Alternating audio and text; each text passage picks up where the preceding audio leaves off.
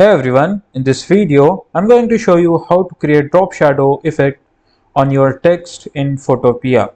In order to do that, first of all you have to add text. How you can add, just simply click on the text over here and add a new text.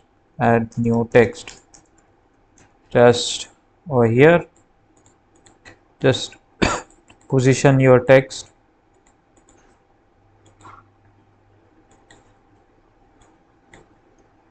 And after positioning your text, what you have to do is just click on the double click on the this layer.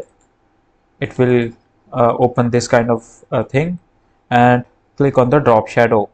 Now you can give opacity as well. If you want to increase the distance of the drop shadow, you can do that as well. If you want to spread the effect, you can spread as well. If you want to make size bigger of this effect, you can do as well. So this is how you can add the drop shadow effect on Photopea. So after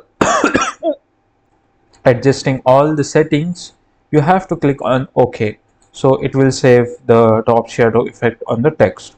So this is how you can create drop shadow text effect in Photopea.